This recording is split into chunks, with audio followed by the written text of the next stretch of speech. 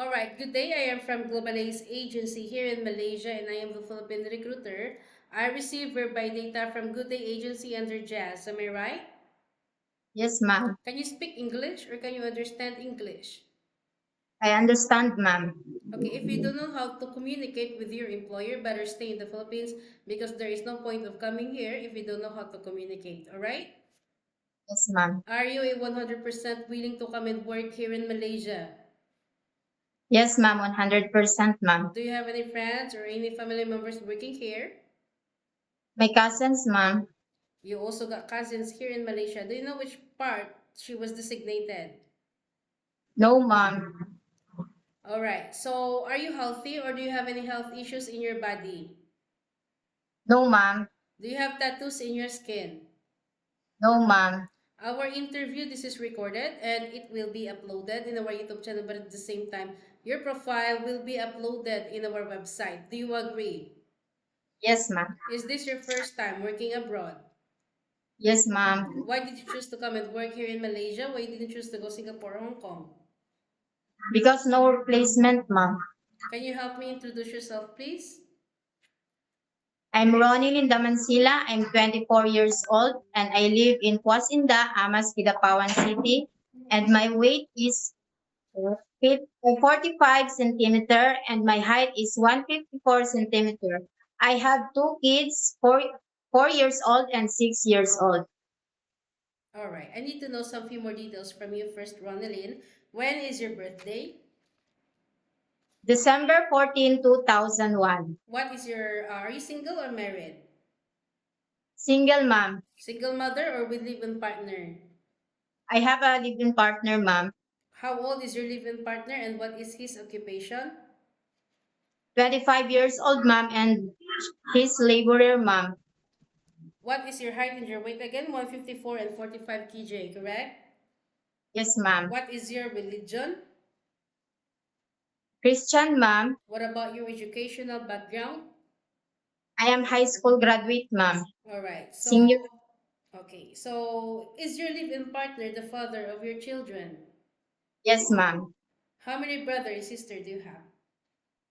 I have three brothers, mom, and two sisters. What is your rank in your family? Fourth, mom. What about your parents? My father is Ricky Damansila, and my mother is Pinky Diaz Ulaw. How old is your father and your mother? My mother is 54 years old, and my father is 53 years old. Okay, what is their occupation?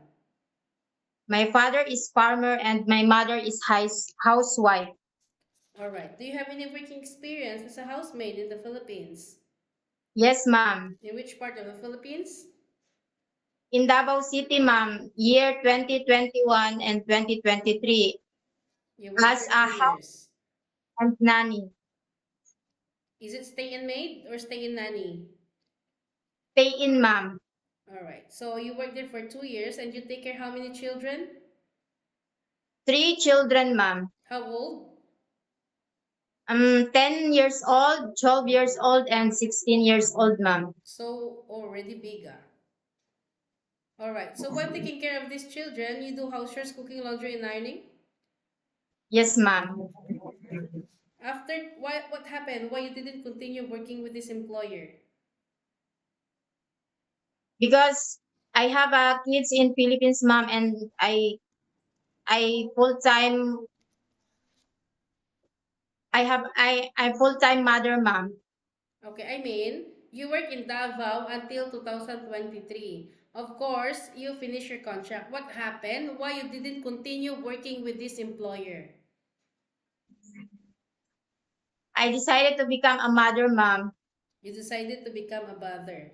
Why you choose to come and work as a domestic helper? This is a very tough one. because my financial needs of my daughter, ma'am, and my family. Do you think you can finish your 2 years contract? Yes, ma'am. Then how will you gonna convince me that you can that I need to choose you and I won't reject you? How will you gonna convince me? Mm, I'm a honest mom, and I am confident to work abroad. Are you sure? Because here, you need to be multitasking. You need to be flexible. There is no such a thing that you will just focus on taking care of children or you will just do house chores. No such a thing. You need to take Yes, care of children or while doing house chores also at the same time. Working as a domestic helper is not that so easy. It is a very tough one. And employers here is very particular when it comes to cleanliness. Houses here is quite big, really no joke.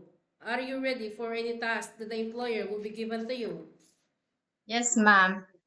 Can you Because take, I know how to do houseworks and house I to take care of kids, you sure?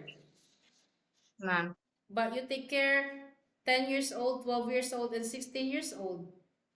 It's quite big Yes, ma'am. already. What?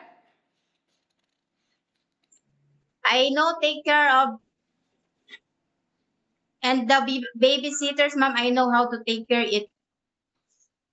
Can you take your children or baby while doing house chores at the same time? Yes, ma'am. Can you take care elderly people? Yes, ma'am. Can you cook? Yes, ma'am. Can you caregiving for bedridden patient and disabled person? Yes, ma'am. Are you comfortable taking care of pets? Yes, ma'am.